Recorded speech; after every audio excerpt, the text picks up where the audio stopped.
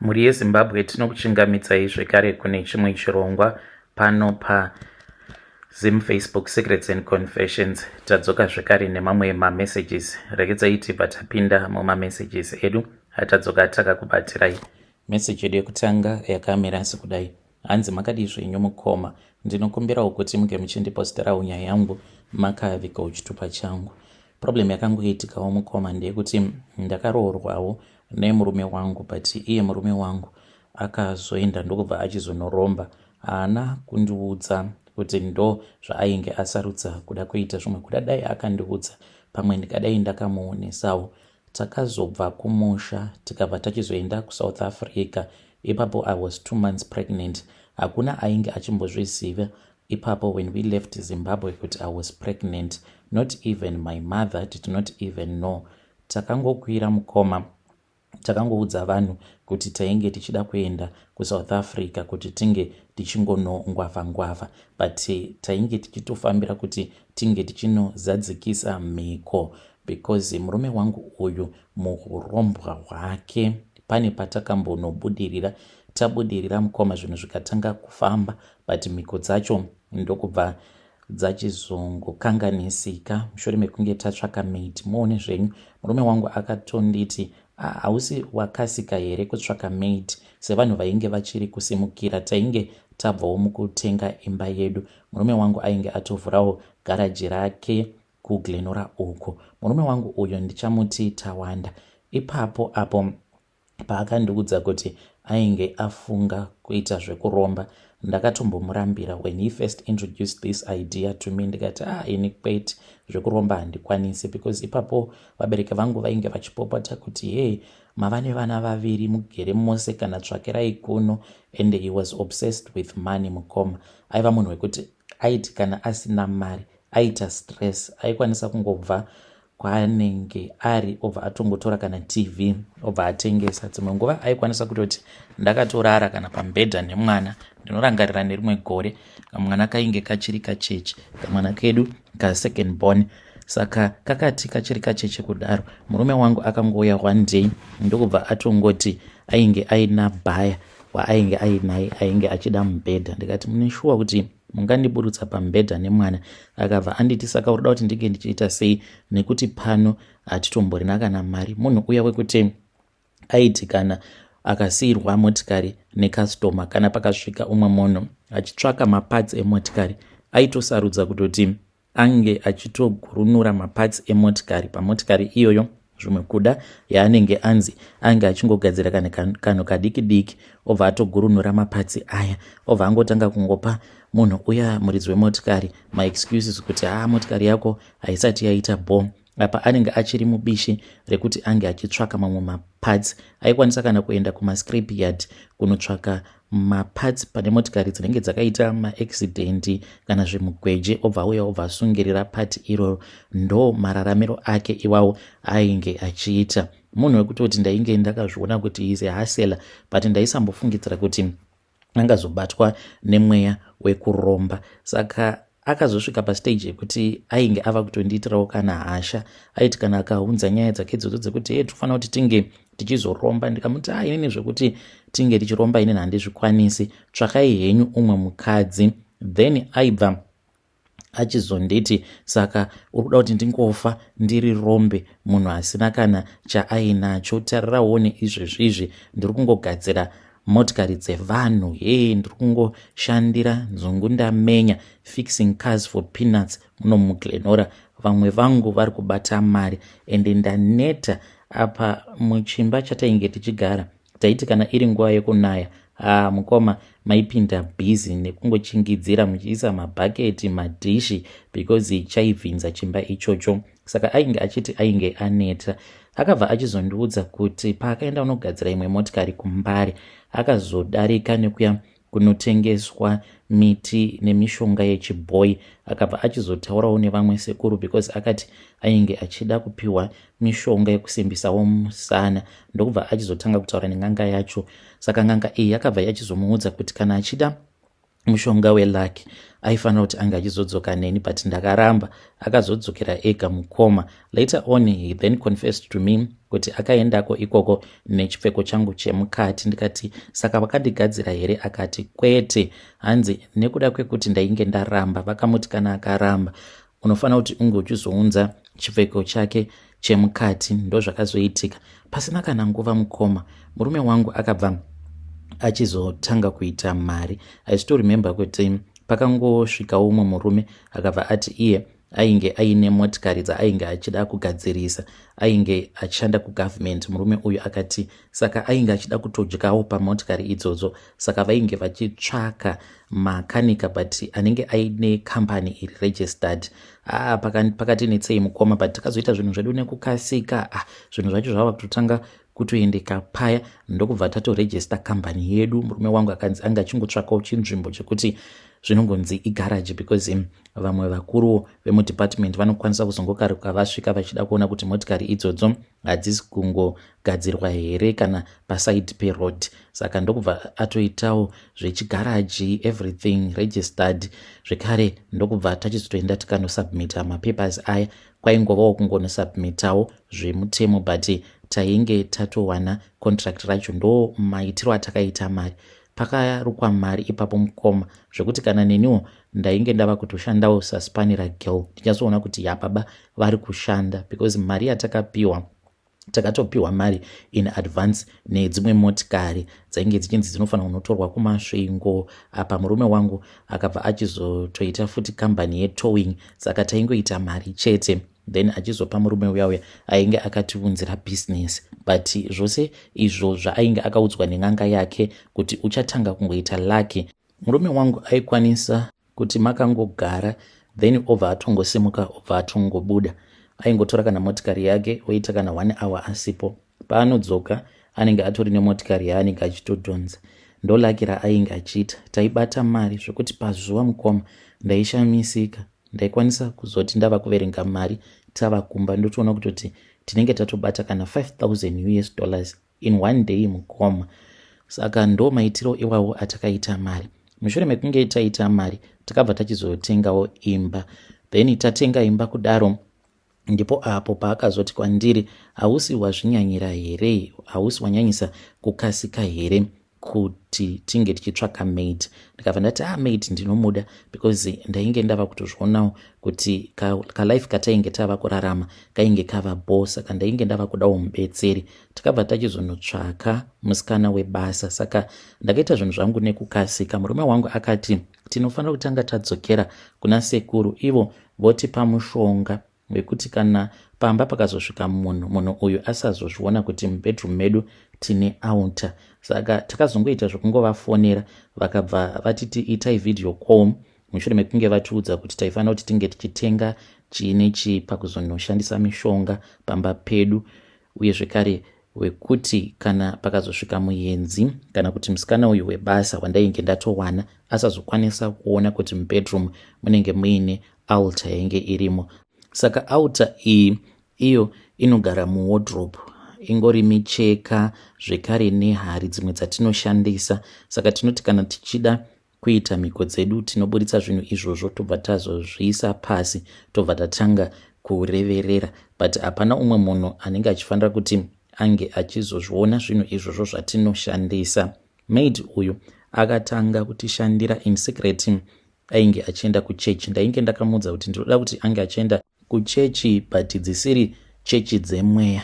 Ndo zvandainge ndakamuudza izvozvo, because ndaitya kuti kana akazoenda kuchechi dzemweya aikwanisa kuzopiwa zvinhu zvaikwanisa kuzotikanganisirawo chiraramo chedu. Saka akazotanga kuenda kumasowe in secret. Ndo apo paakabva achizopiwa minamato yaainge achishandisa kwava kuzokwanisa kuona kuti tainge tiine altar yedu. Zvakaitika musi iwoyo mukoma. Takatoti tawaridza micheka yedu mitsvuku, hari dzedu nemapakatwa zvekare neglass iro ratinoshandisa. Chikwambo chedu chinototaura nesu kuburikidza neglazi iroro. Tinenge takatotarisana nacho but chinenge chiri muglazi chichitiudza zvachinenge chichida, uye zvekare kana chichida kutipa macustomers tinotaura nacho muglazi chotiudza kuti kana mukafamba makadai so muchasanganawo either nebhazi kana kuti rori kana kuti motikari inenge yaita breakdown. Dzimwe nguva chinokwanisa kutokonzeresa motikari kuti dzinge dzichiita mabreakdown kuti tinge tichiita mari. Saka musikana uyu webasa mukoma akazozviona zvinhu izvi because takazongobuda pamba ndokubva tangosiya zvinhu zviya zvingori paflow takazviwaridza, uye zvekare nehari takabayirira zvekare mapakatwa mune imwe hari iyo inogara iine ropa, but ropa racho rinenge rakaita kakugwamba so. Saka akazongopinda mubedroom because takakanganwa kusiya takiya, because takangofonerwa neumwewo anoshandira murume wangu.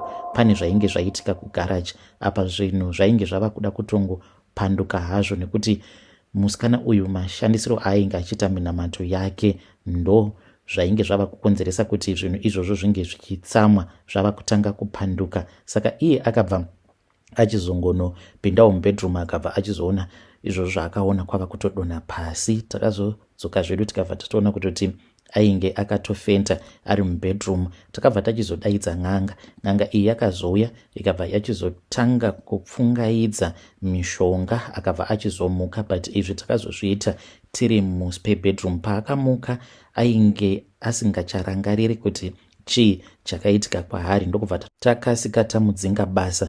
Akati achingonosvika kumusha kwavo kuvabereki vake ndokubva atoparara. Mushure mekunge afa, chipoko chake chakazotanga kumuka. Aitouya pamba pedu, airara usiku hwose achitsvaira achiita mabasa ake ose. Makuseni pataizomuka taikwanisa kutomuka tobva tatoona kuti anenge atotigadzirira breakfast. Murume wangu akamboti ngatingosiyai zvakadaro kuzonosvika taona kuti zvainge zvisingachaite manje, because vana vaikwanisa kungorara usiku hwose vachichema vachiti vainge vachiona chipoko chake. Saka sekuru vakabva vachizotiudza kuti taitofanira kutoti tinge tichitodeura ropa kuitira kuti chipoko chake chisazongoramba chichingotitevera.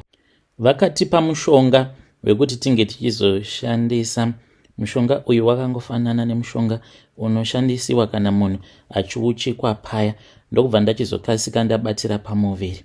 Ndakati ndabatira pamuviri, pandakangozviziva tikabva tachizoenda kwavari sekuru ava, vakabva vachizotipa zvekare umwe mushonga.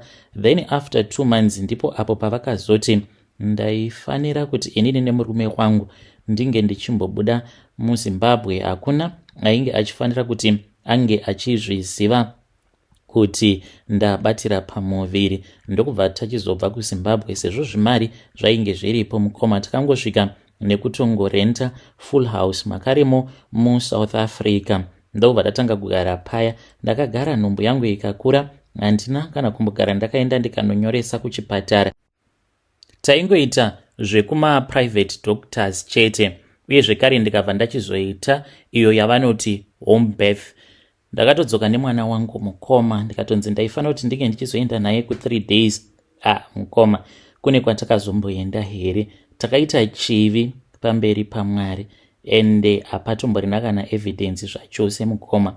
Ndakati ndazvara mwana wangu paya nemurume wangu, takabva tasvuta mbanje dzedu sezvatainge takaudzwa nasekuru, tikabva tachizotanga kunwa zvekare umwe mushonga. Saka mushonga iwoyo unoita kuti munge muchizoita zvivindi. Mushure mekunge tasvuta mbanje dzedu, ndikabva ndazadza hangu tabhu nemvura. Mvura iyoyo yainge ichitonhora mukoma, because takanzi mwana anofanira kuti ange achirwadziwa kuzonosvika achizonofa. Kwava kutora kacheche kangu kaya ndikaenda nako. Ndakati ndichingonokanyika mumvura, ndakanzwa tsitsi asi ndakangoona chimumvuri kumadziro. Ndokubva ndatogarwa nemweya wakashata, mweya waSatani. Ipapo ndainge ndatogarwa nedhimoni.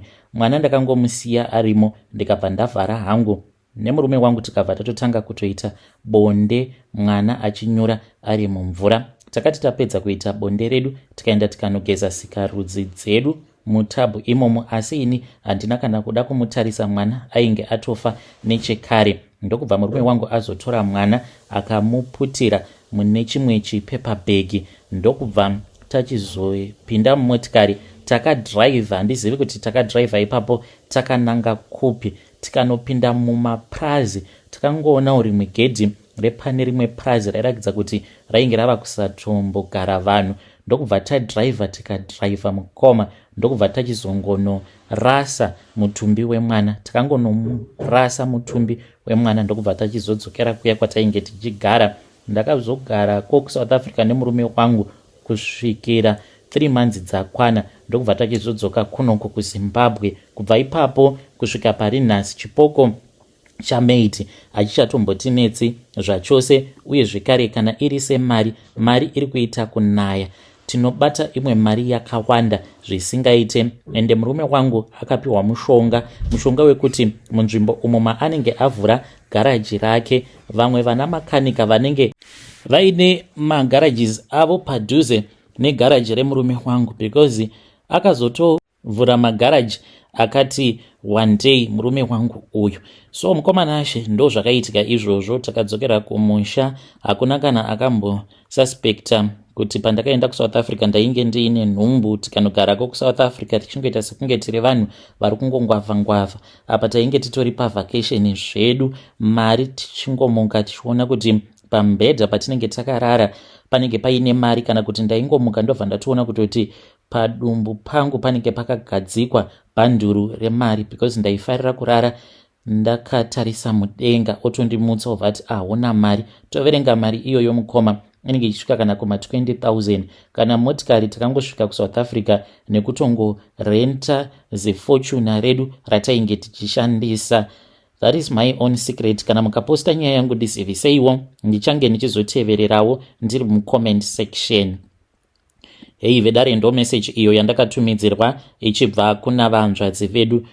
Zvakangooma hazvo vedu we. Strange things indeed they do happen in this world. Rekedzei tibva taenda panyedu inotevera. Nyedu inotevera yakamira sekudai. Hanzi makadi zvenyu mukoma, ndinokumbirawo kuti munge muchindiposterawo nyaya yanguwo makaviga chitupa changu. Ndauyawo pano ndiine confession yangu iyo yandiinayo. Ndinoda kureururawo kuti ndiri mwana wamufundisi, but ndinopota ndichirota ndiri kumvura. Pamwe ndo zviri kutokonzeresa kuti ndinge ndichinonoka kuroorwa. Right now mafriends angu ose akapera kuroorwa, but varume avo vanenge vandipfimba vanongotanga kurwara kana kungopererwa nemabasa. Ndakatombofambidzana neumwe murume uyo ainge ari kumhiri kwemakungwa kutaura kudai ava kutogara kuCape Town uko, mushure mekunge hameno zvakangoitika visa rake rikatongonzi the visa has been revoked. Hameno kuti chii chakanyatsokuitika hana kuda kundibudira rake pachena,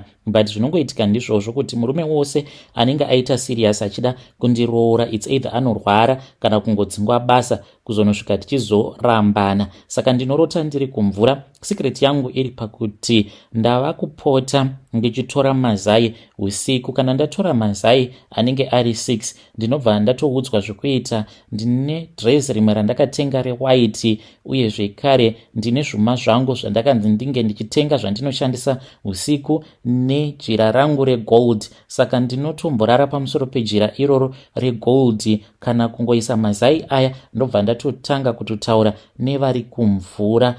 Pane zvinotoitika mukoma apa. Dhiti vangu vava kusangana nemagood luck, havasi kutozviziva kuti ndini ndinotovanamatira. Ndakagarapo pamusoro pejira iroro regold ndichikumbira kuti vange vachiita mari pane zvose izvo zvavanenge vachiita zvinge zvichingoendeka. Saka ndiyo nyaya yangu. Kana mukaposta nyaya yanguwo ndiziviseiwo, ndichange ndichizotevererawo ndiri mucomment section. Todawo kungoziva kubva kumhuri yeZimbabwe kuti zvinhu izvi zvandiri kuita semwana wamamufundisi zvinoita here kuti mama ndinge ndichizovaudza, because inini namama tinowirirana zvisingaite. Kutaura kudai so, mama vangu vari kutoda kutoti vange vachitoendawo kumhiri kwemakungwa kuti vaende ikoko kunohodha ngobva vachizodzoka kunoko, but havasi kutozviziva kuti ndini ndiri kuvapa laki rose iroro. Chandava kutya zvekare ndechekuti ndiri kurota ndichipiwa warning yekuti